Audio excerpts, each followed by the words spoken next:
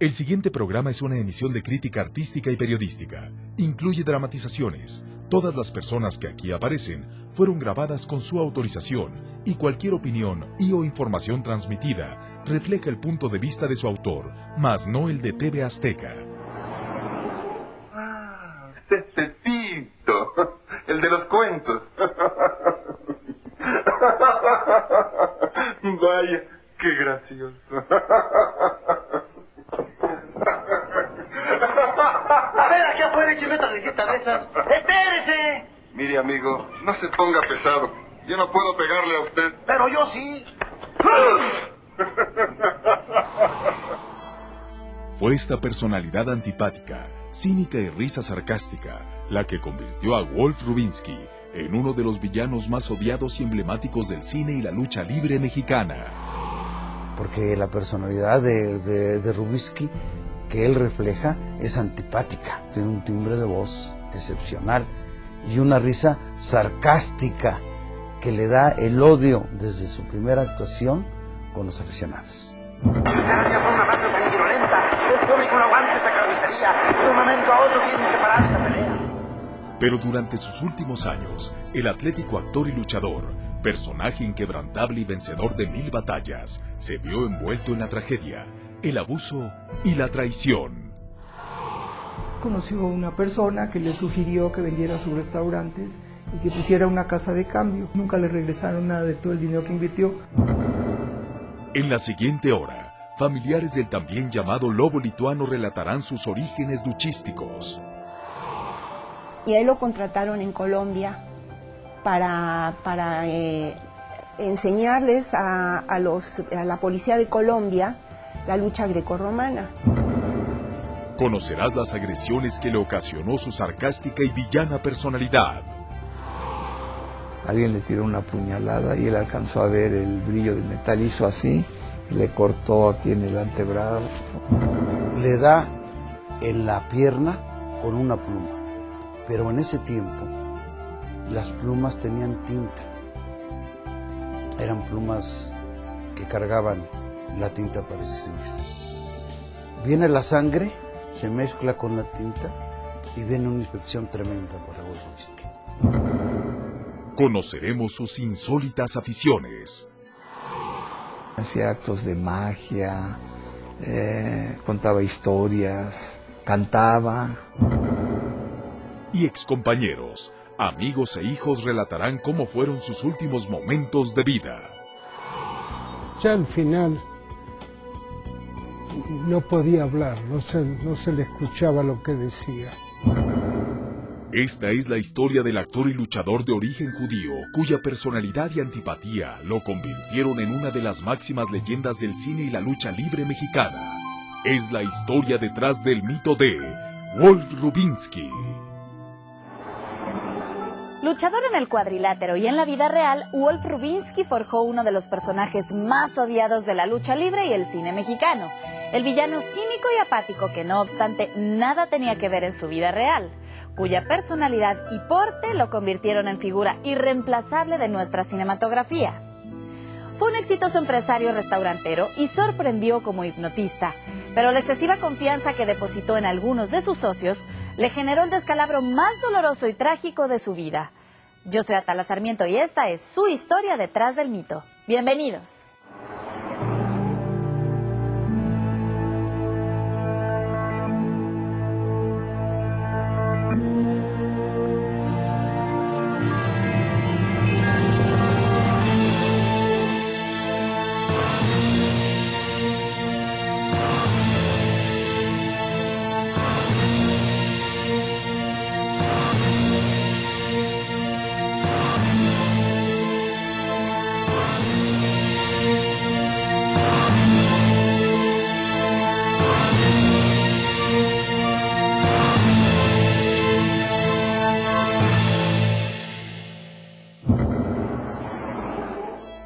De origen judío y nacido el 30 de octubre de 1921 en Riga, Letonia, república situada al noreste de Europa, Wolf Rubinsky Manevich fue el segundo hijo del ruso Radmil Rubinsky y la letona María Manevich Rocheat.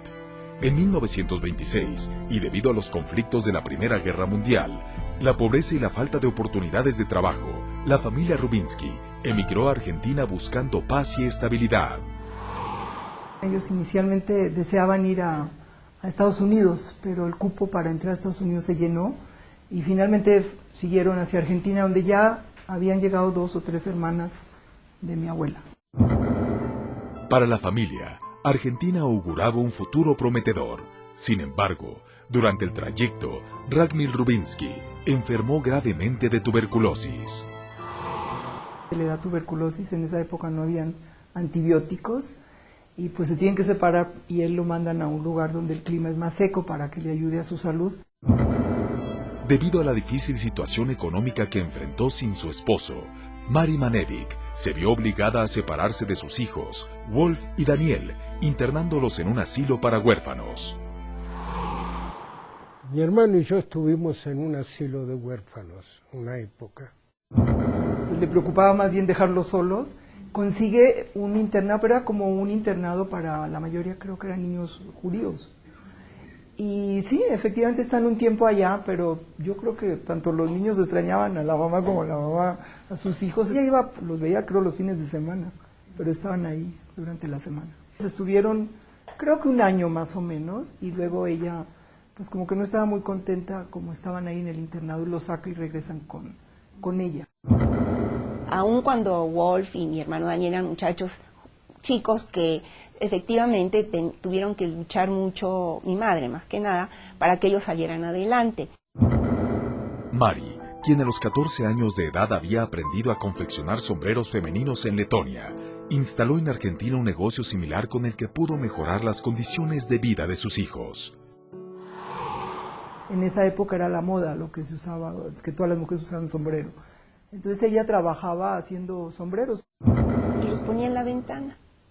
Y así fue como ella empezó a vender. De un lado estaban los negocios de sederías, de telas, y todos llegaban con sus coches, las personas, a comprar su tela, y enfrente estaba el negocio de mi mamá, que hacía los sombreros. Entonces, de esta manera ella llegó a criar a mis hermanos. Pero mientras Mari se entregaba en cuerpo y alma a la confección de sombreros, sus hijos, Wolf y Daniel, comenzaron a acudir a la Misión Inglesa, una corporación deportiva en la que se realizaban encuentros de box y lucha amateur. Yo me animé a pelear con cualquier inglés más o menos de mi peso, más o menos. Y mi hermano luchar. Y cada vez que hacíamos eso, a mí me pagaban 10 centavos por cada pelea y a mi hermano le daban 20 por la lucha. Y mi papá fue mostrando que tenía facilidad hacia la lucha libre y grecorromana, que era muy fuerte y yo creo que él tenía la necesidad de canalizar su energía de alguna manera. Ahora, a mi madre le daba muchísimo miedo que mis hermanos estuvieran peleando o boxeando o luchando, porque se lastimaban. Cuando yo los veía venir con una herida en un ojo y la oreja, y entonces mi mamá los regañaba, que por qué andaban haciendo ese tipo de cosas, ¿no? Pero fue esa tenacidad y gusto por el deporte lo que llevó a Wolf Rubinsky a convertirse en campeón de lucha grecorromana en 1938, título que le permitió viajar a Colombia, donde se estableció como instructor de los cuerpos de la policía.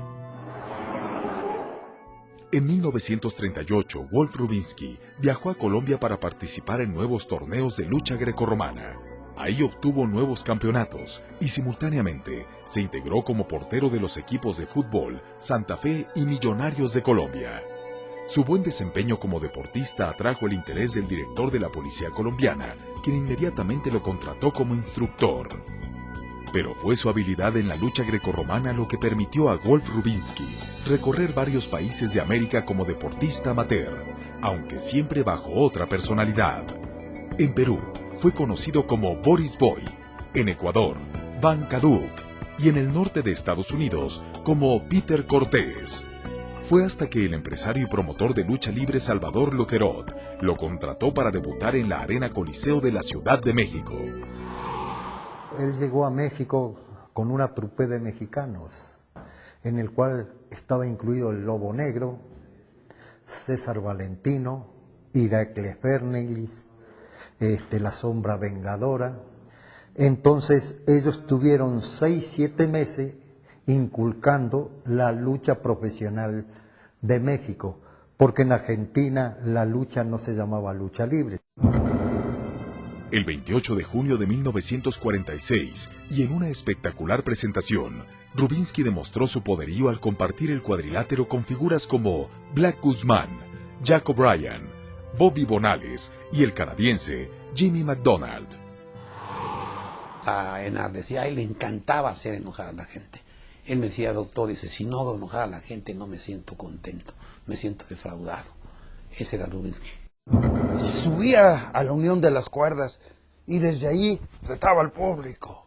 Yo soy Rubinsky, soy el máximo luchador rudo.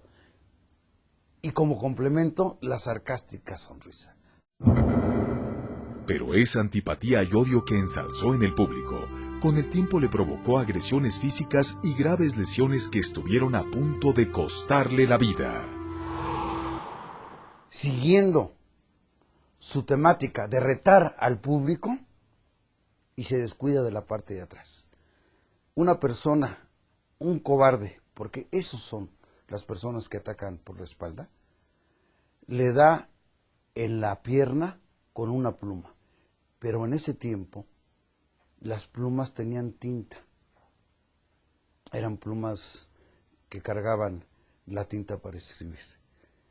Viene la sangre, se mezcla con la tinta y viene una infección tremenda para Rubinsky. Y fue tan fuerte la infección que dejó de luchar aproximadamente 3 meses y puso en peligro su vida. Otra vez iba saliendo del ring y rumbo a los vestidores, alguien le tiró una puñalada y él alcanzó a ver el brillo del metal, hizo así y le cortó aquí en el antebrazo y aquí en la costilla. Sí, era una vida difícil. Él iba pasando por el pasillo, lo atacaban, pero él nunca respondió con nadie. No obstante, la actitud altiva, sarcástica y pedante de Rubinsky como personaje de la lucha libre no solo despertó el odio de los aficionados, también el de sus propios compañeros. Los mejores combates que yo vi a Rubinsky fue contra Tarzán López, contra Gori Guerrero, contra El Santo, contra Enrique Llanes. Fueron los combates contra Ray Mendoza y con Dorrell Dixon también. Fue precisamente la dupla que integró con el Cavernario Galindo, una de las más sanguinarias en la historia de la lucha libre mexicana. Por ello, sus rivalidades con Gori Guerrero y El Santo, el enmascarado de plata, fueron históricas.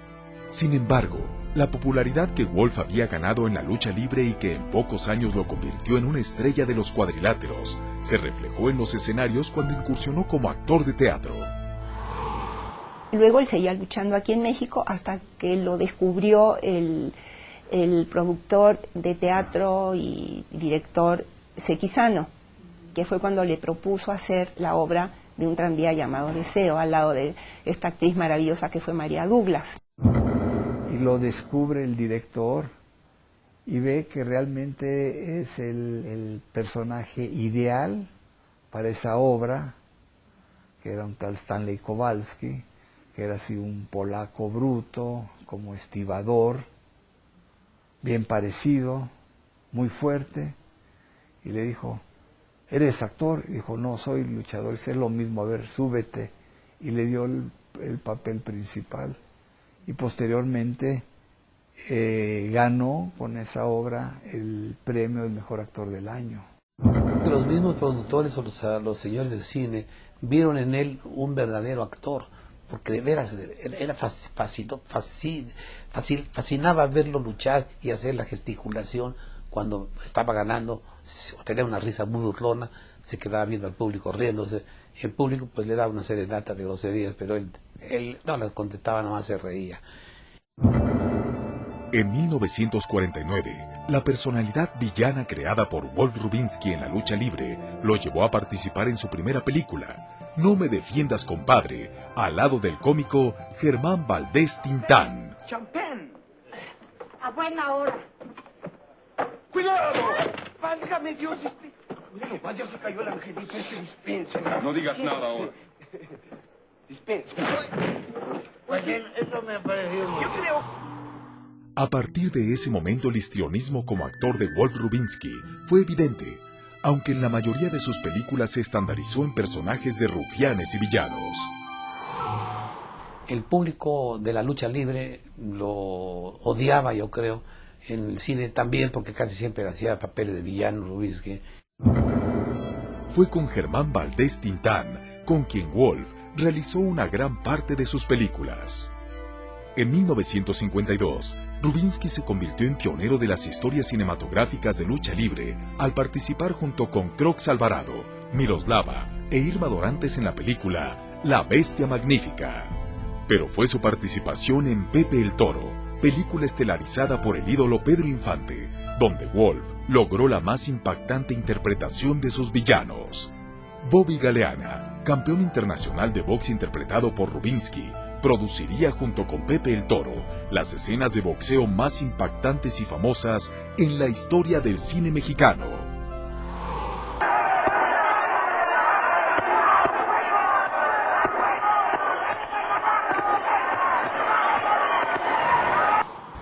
Cuando llega Pepe el Toro, el reto era hacer una película con escenas muy reales, sobre todo con coreografías de lo que es la técnica del boxeo muy exactas. Y Wolf Rubinsky le ayuda en esa parte a Pedro Infante. Sí, le enseñó, no solamente a Pedro Infante, a varios actores ahí, le enseñaba cómo pegar los golpes, cómo tirar esto, sí, le enseñó, hasta quiso aprender lucha libre también Pedro Infante. Fue una de las cintas más taquilleras y el reconocimiento por parte de la Comisión de Boxeo. Y yo creo que se dice que a partir de esas secuencias, de esa edición, en la acción de la última pelea entre este cuate Galeana, ¿no?, que es el personaje de Wolf, y Pedro Infante, se dice que sirvieron también como inspiración para otras historias en Hollywood. Pero fue hasta 1956 que con su participación en Ladrón de Cadáveres, Rubinsky se convirtió en una figura cinematográfica ligada a las historias de la lucha libre.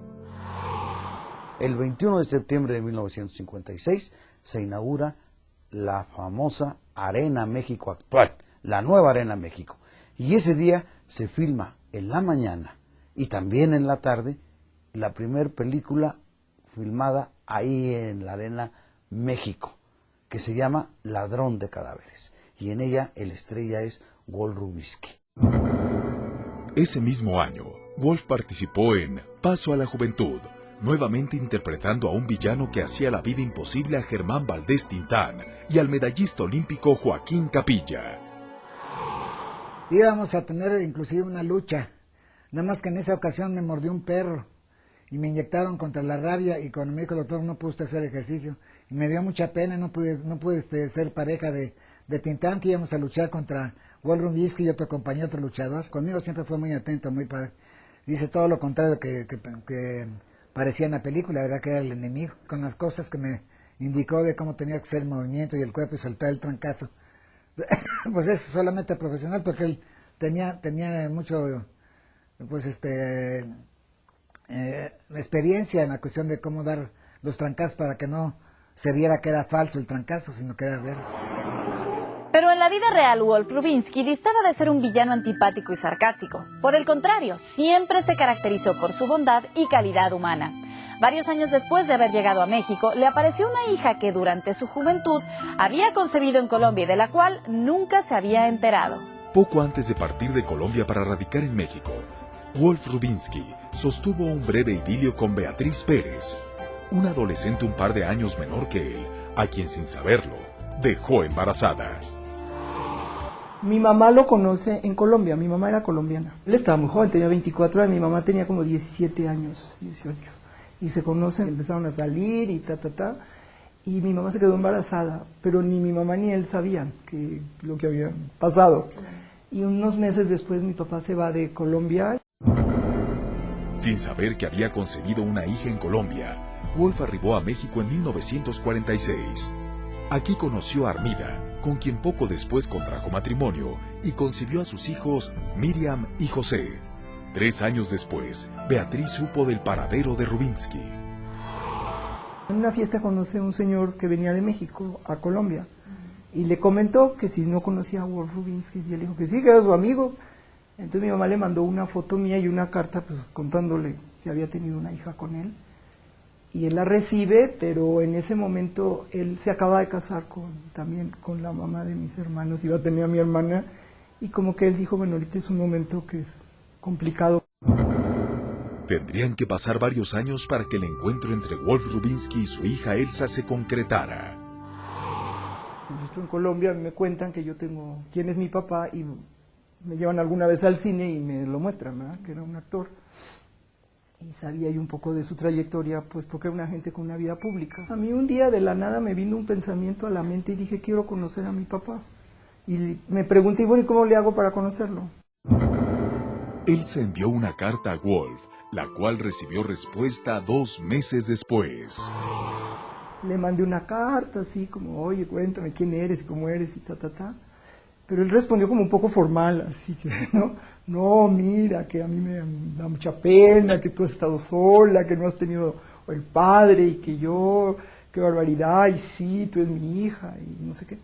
¿Y por qué no te vienes unos días a México para conocerte? Y si te sientes a gusto te quedas y si no te vas no hay ningún problema.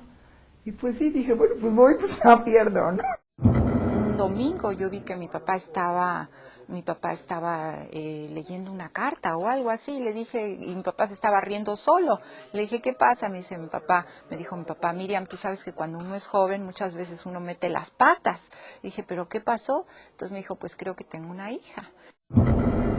El esperado encuentro de Wolf y su primera hija se dio el 8 de abril de 1968. Cuando salgo del avión lo veo y como que sí me impresionó y él también y como que no sabemos ni qué decir y como que el primer impacto fue que salimos a la aduana y entonces él dice es mi hija y yo como que ningún señor nunca había dicho es mi hija, pues como que yo sentía raro, yo no sabía cómo decirle, presentó a la tía Esther, a su esposo, a sus hijos, bueno, a la familia de él que vivía en México, a sus hijos, él tenía una hija y un hijo, estaba divorciado y vivía con sus hijos. Desde el primer momento, la relación entre Wolf y Elsa fue estrecha. Incluso permitió al actor reencontrarse con Beatriz. Yo me quedé a vivir con él. Y viví con él hasta que me casé. Mi mamá lo tomó pues como, bueno, también con sorpresa. Unos meses después ella vino con una amiga. Y pues, como unos amigos así re bien, siempre se llevaron muy bien. Y es que Wolf distaba de mantener en la vida real la personalidad altanera y villana que siempre demostró en sus películas y en la lucha libre. Por el contrario, se destacó por ser un hombre de gran nobleza. Era muy noble, era de muy buen corazón, ayudaba a todo el que podía y de verdad quería a la gente. En 1949, el asesinato del luchador Popeye Soto evidenció esa calidad humana de Rubinsky. Un luchador gay por los años 40 fallece asesinado y su familia estaba completamente desamparada. Él habla con don Salvador Luterot y promueve una función de beneficio. Otra muestra de su altruismo y calidad humana fue la función a beneficio que en 1999 organizó para su expareja, el Cavernario Galindo. Cuando el Cavernario, su gran pareja, está muy enfermo, él también participa en una función ya dentro de la comisión, y inclusive yo fui comisionado en esa función y no se cobró ni 5 centavos, todo el mundo colaboró para el Cavernario Galindo. Y así sé que tuvo también algunas intervenciones en la cual ayudó cuando él estaba muy bien económicamente a varias personas del gremio. Me acuerdo un día que fuimos al centro en la Alameda, que le echó un billete como de 30 pesos, como de 20 pesos a un señor. 20 pesos de los de entonces que eran muchísimo, ¿no? O sea, como de contemplar la necesidad humana, era capaz de quitarse su camisa para ponérsela a una persona con necesidad. Sin embargo, la buena voluntad, bondad y confianza que Wolf Rubinsky depositó en algunas personas también le costó la pérdida de su fortuna y el inicio de un grave deterioro físico.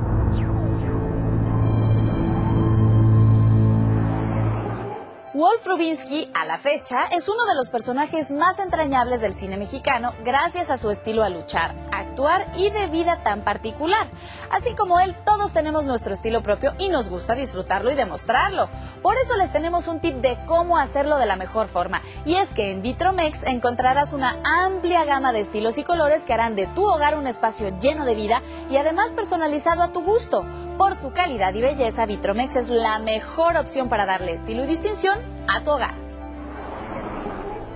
En los 80, Wolf Rubinsky enfrentó un problema coronario luego de que una arteria del corazón se le obstruyera. Pese a ello, se negó a practicarse una cirugía. A Houston le hacen un cateterismo y le dicen que tiene una de las arterias coronarias tapada en un 98%. Pero él le daba miedo, eso hace muchos años, ¿no? A él le daba miedo operarse y su cardiólogo le dijo que se esperara un tiempo. Pasaron como 11 años que estaba así como en supervisión con el cardiólogo y en una ocasión se murió un amigo muy cercano a él en una avioneta con su hijo y a él le afectó muchísimo. La sorpresiva noticia de la muerte de su amigo, el doctor López Chejín, provocó que la condición física de Rubinsky se alterara. Le pidió su cardiólogo una prueba de esfuerzo y se lo hizo en el Hospital Español y mientras estaba realizando la prueba de esfuerzo le vino un infarto. Entonces de ahí se lo llevan directamente de gran emergencia al quirófano, le hacen una operación de corazón.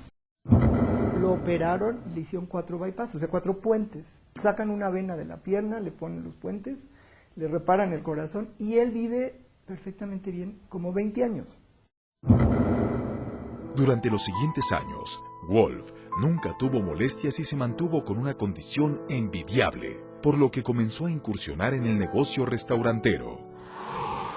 Esta actriz tan guapa que se llama Isabel del Puerto, una mujer guapísima, tenía un restaurante frente al Parque Hundido en Insurgentes, que se llamaba Austria. Dice, fíjate que me vende su restaurante y ella se quiere salir de este juego y me da ciertas facilidades.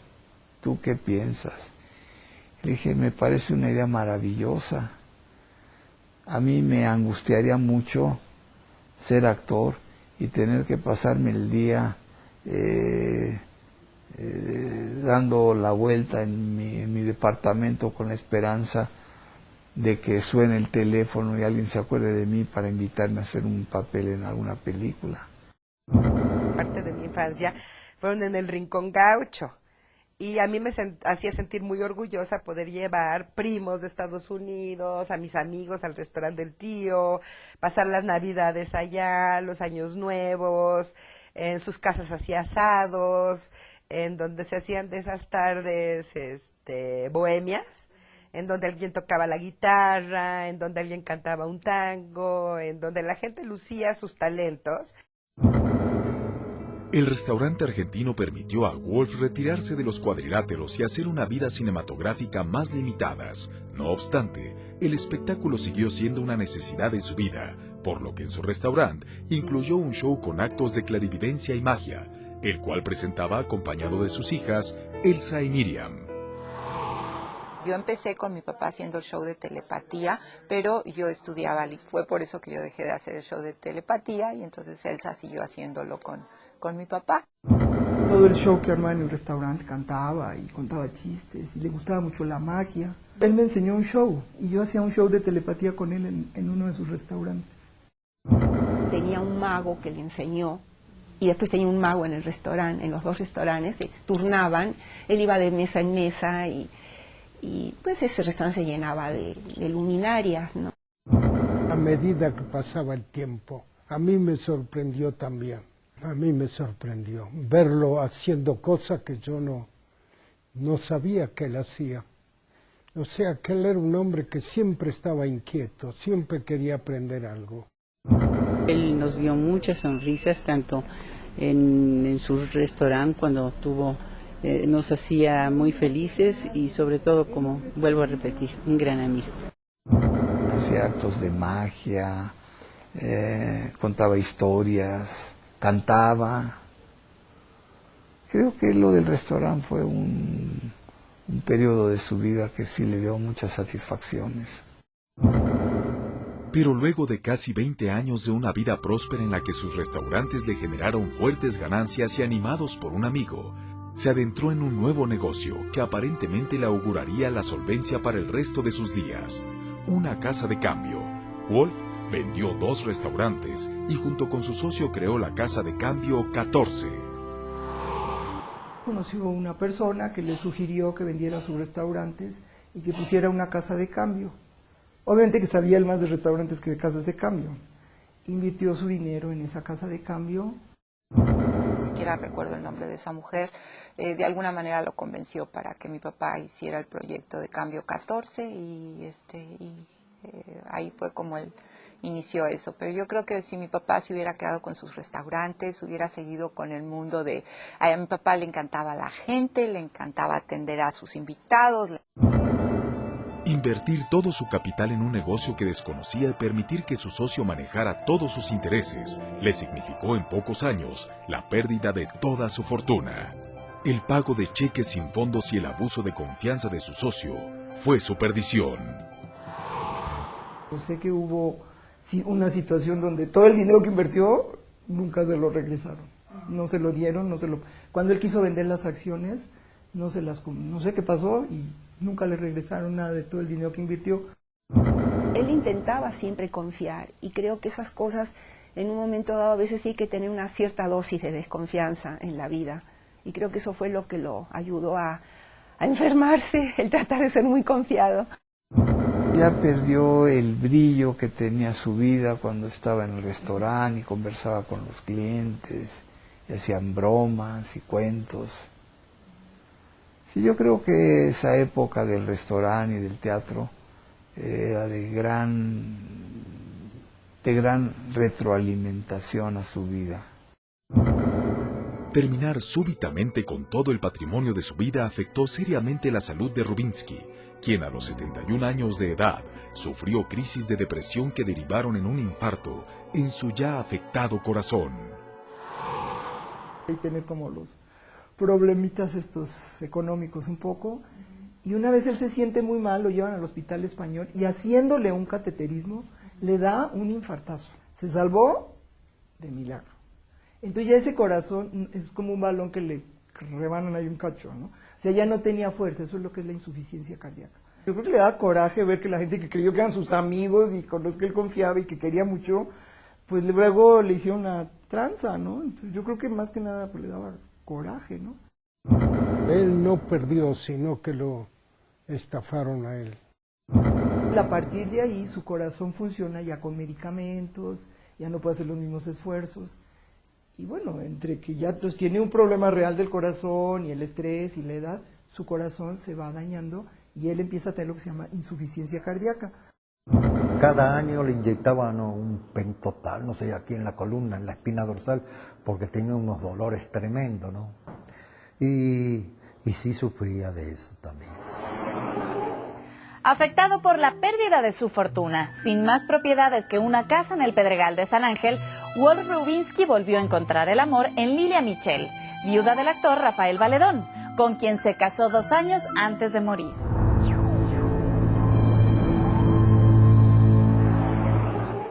Luego de perder todo el patrimonio de su vida al invertir en una casa de cambio que no fructificó debido al abuso y traiciones de sus socios, Wolf Rubinsky se recluyó en la única propiedad que le quedó, una casa en el Pedregal de San Ángel. Ya no tenía los restaurantes donde generar una entrada económica, tuvo que vender varios terrenos que él había tenía que fue como inversiones, ¿no? Varios terrenos que él había ido comprando, una casa que se hizo en Cuernavaca, y con eso él pudo sobrevivir a todas las penurias, pero realmente sí él había invertido pues todo lo que le habían dado de los restaurantes, de un edificio que tenía, y todo ese dinero sí se lo hicieron nulo. En 1994 fue nombrado presidente de la Comisión de Lucha Libre del Distrito Federal. Hay la separación del box de la lucha libre. Se elevan a un mismo nivel, tanto la comisión de box como la de lucha libre. Y el primer presidente es precisamente Walt Rubinsky. Su actuación como comisionado, pues no digamos que destacó mucho, pero sí metió en orden a muchos luchadores. En 1997, Wolf Rubinsky conoció a Lilia Michelle, viuda del actor Rafael Valedón, con quien recuperó un poco de la vitalidad que había perdido. Entonces, ante la sorpresa de todos, la pareja decidió casarse. En 1997, y tras más de 15 años de haberse divorciado de Armida, Wolf Rubinsky comenzó una nueva relación sentimental al conocer a la actriz Lilia Michelle. Una gran persona, y lo curioso es que Lilia y él se conocieron en mi casa. De ahí surgió ya el cariño tan grande que se tenía. Ella sí estaba muy sana y muy fuerte, ¿no? La señora Lilia Michelle. Y él, pues el pobre ya no estaba igual de fuerte que ella. Ellos se llevaban muy bien, pero la verdad es que yo me metí un poco ahí porque yo sentía que, pues, yo no sabía cómo lo iba a interpretar, pues yo sentía que era mucha carga para ella y que él necesitaba que lo atendiéramos como más. Porque como ella era tan fuerte, ella como que quería atenderlo y todo, ¿no? Ella tenía su casa y ellos se visitaban y salían juntos, y como ya eran mayores se iban a fiestas, y mi papá se divirtió muchísimo con Lilia Michelle. De repente todo el mundo empezó a meter ahí la cuchara y las narices, pero a mí me consta que mi papá estaba muy contento el tiempo que estuvo con ella y llevaron una muy bonita amistad. Pero las ganas de vivir de Wolf comenzaron a menguar. Su edad, sus dolencias físicas y su lastimado corazón empezaron a afectarlo. Lilia Michelle se mantuvo todo el tiempo a su lado. Lilia fue muy, muy linda con él, fue una mujer muy cálida. Lo acompañó en sus últimos ratos, digamos, ya cuando él tuvo su insuficiencia cardíaca, que realmente estaba muy deteriorado ya su corazón. Y ella estuvo a su lado, sí, fue una mujer muy, muy tierna, muy cálida, que lo acompañó. El último año, pues como ella iba y venía y estaba mucho con él, teníamos un enfermero ya al final que lo cuidaba, pero los últimos 6 meses yo me fui a vivir a su casa, allá con él. Y bueno, pues él obviamente se fue apagando, porque ya no podía comer bien, ya no tenía fuerzas. De repente sí se confundía, de repente quería salir, de repente estaba muy cansado, dormía muchas horas al día. Fuimos a Estados Unidos como última instancia a ver qué se podía hacer con él, con su salud. Y el médico nos dijo, después de revisarlo, puede vivir un día, un mes o un año como máximo. El corazón se fue deteriorando, un año final, que sí realmente estuvo mal, y el corazón le funcionaba en un porcentaje muy bajo. El 9 de noviembre de 1999, Wolf Rubinsky falleció de una insuficiencia cardíaca mientras se hallaba internado en el Hospital Santa Elena. Ya al final no podía hablar, no se le escuchaba lo que decía. Ya al final de sus días, pues ya el corazón es como un globo que ya no tiene fuerza, o sea, ya no irrigaba bien su cuerpo. Y él va al Hospital Santa Elena y ahí es donde él fallece. Yo creo que toda la industria lo va a sentir muchísimo, porque un gran actor, tanto cómico como melodramático, y sobre todo un gran amigo, que eso es muy importante en la vida. Sus restos reposan en una tumba del Panteón de los Cipreses en el Estado de México, pero desde su muerte, Wolf Rubinsky ha prevalecido como uno de los más inolvidables y recordados personajes del cine y la lucha libre mexicana. Yo soy Atala Sarmiento y esto fue La Historia Detrás del Mito. Hasta la próxima.